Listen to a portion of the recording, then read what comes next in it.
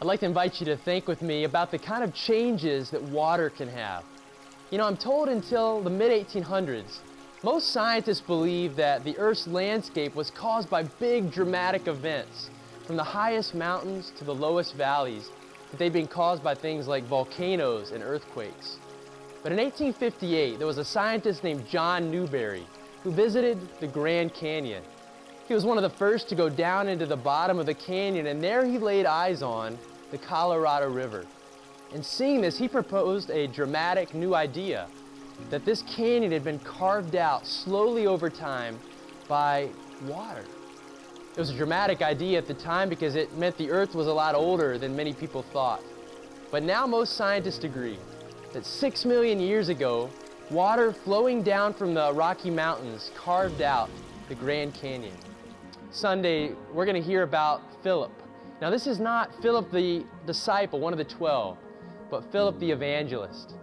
He's one of 7 people in the book of Acts called to serve tables.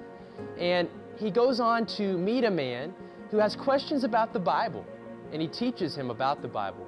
Later, he baptizes this same person. Serving tables, teaching, baptizing, these are not things that many people consider big dramatic events.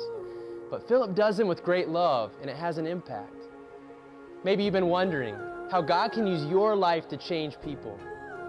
I often find that the small acts with great love add up in big ways. Maybe you teach a Bible study. Maybe you serve at the soup kitchen regularly.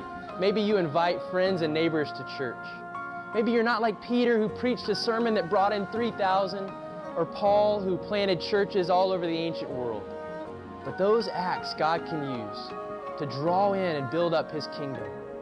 There's an old hymn that says, if you cannot preach like Peter, if you cannot pray like Paul, you can tell the love of Jesus and say He died for all.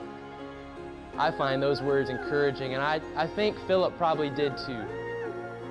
When you're baptized, the water of God and the Holy Spirit begins to flow in your life, and God transforms us so that we can love Him and others with our heart, soul, mind, and strength.